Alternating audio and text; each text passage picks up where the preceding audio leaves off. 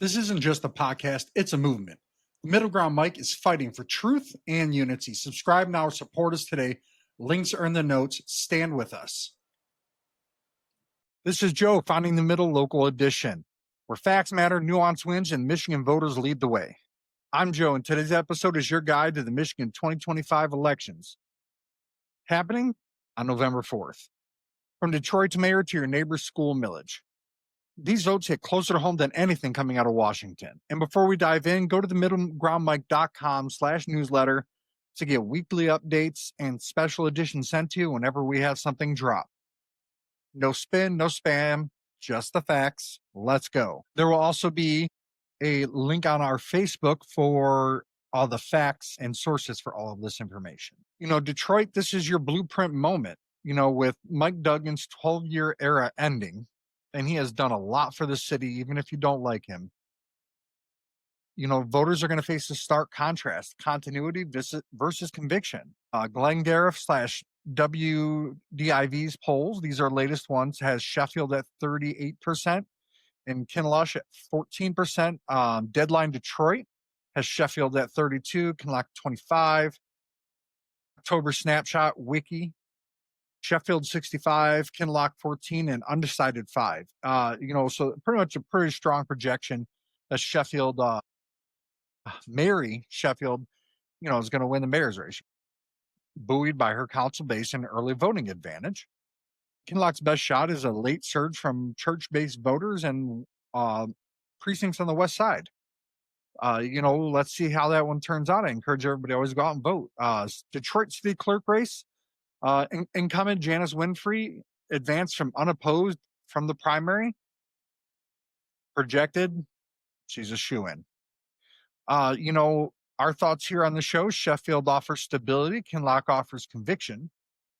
Detroit wins if either turns that power into partnership. Let's go. We can do it. All right, let's talk about some suburban showdowns. Pontiac, the comeback city.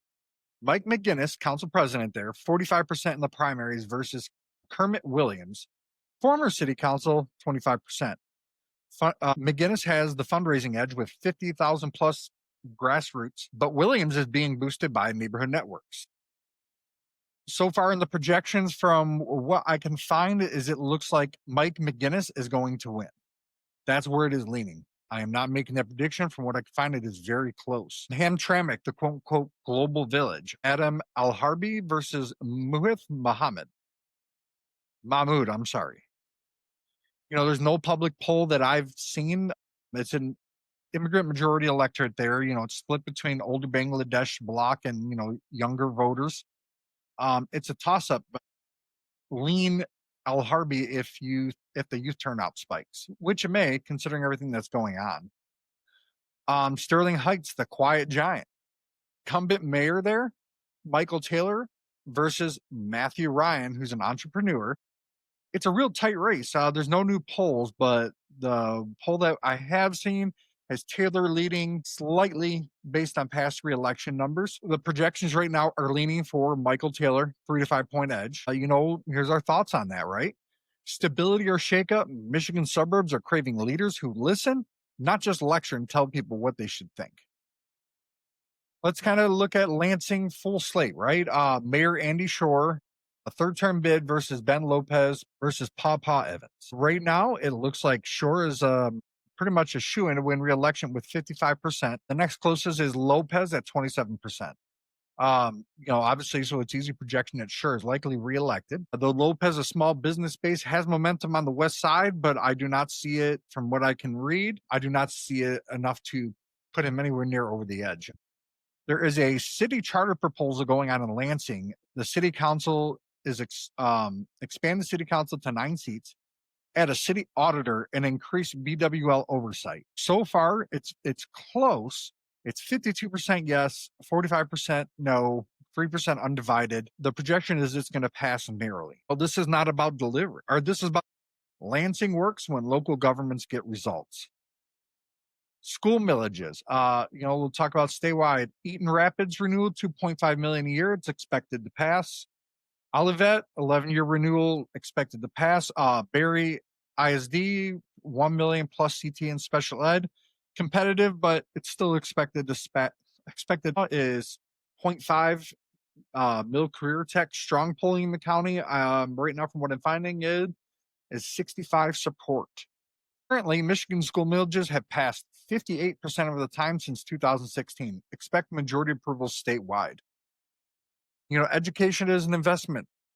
I think we need to definitely do a better job getting the administration cost structure in better order.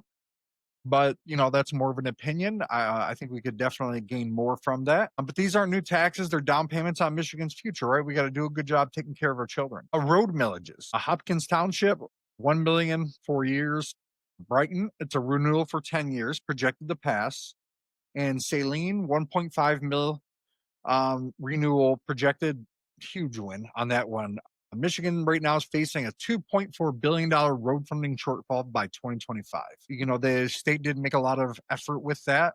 These renewals patch what the state won't. But the middle ground perspective, right? $100 per year per homeowner to prevent $1,000 in car repairs. It's not a tax. Really, with how bad some of these roads are, it's a trade-off, and I'm not for new taxes, but it's kind of a trade-off there. Um, let's kind of move on to libraries and fire throughout the state. Van Buren Township, a 10-year millage projected to pass with right around 60% vote. Chelsea Fire Authority is projected to pass as well, easily. These things aren't luxuries. They're community glue to keep things moving, right? The books and response times save lives in different ways. Detroit City Council and the Police Board, right now, the polls have Mary Waters, Coleman Young II at 34 and 32%, respectively. Waters and Young are projected to secure the two at-large seats. In the districts, District 2, Callaway leads McAllister, 5-point edge. In District 5, Miller's slightly ahead of Burton, but it seems like it's going to be a toss-up. District 7, Whitsett leads McCampbell, but, multiple incumbents are favored to still kind of hold the status quo. So based on some of these things, Detroiters want accountability, but wants experience over extremism. Just based on some of these things and what these people have said, I encourage you to check it out. Let's turn out ballots in Michigan. The requests were 1 million plus statewide. Detroit alone was less than 50,000. Predicted turnout for this 30 to 33% in Detroit, 35 to 40% suburban average. Historical context: 2021 Detroit, 28%, 2024 presidential, 72%. So if the turnout exceeds 30%, progressive gains. If 25% below turnout, moderates dominate local boards easily. Find your site at michigan.gov/vote. Drop boxes are secure, and democracy is open 7 a.m. to 8 p.m. Let's talk a little bit beyond the ballot, right? These results ripple for years in school quality, home value, trust, and leadership. Expect 70% approval odds on roads, about 55 to 60% on schools, and 60% plus on library and fire.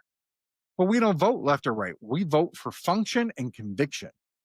The results on Tuesday, they're going to decide how Michigan moves forward. Win or lose in the election, the results aren't about parties. They're about priorities. Hold every winner accountable. Support every improvement that helps Michigan families and does it in a responsible way where our money isn't getting wasted. Make a plan to vote. Polls open at 7 a.m. to 8 p.m. statewide. Bring a friend, a neighbor, even a coworker if you need to. Go to themiddlegroundmike.com/newsletter, and you'll get full post-election breakdowns on Wednesday evening. When Michigan votes the middle, we all move forward. I'm Joe. This is Finding the Middle Local Edition. See you at the polls.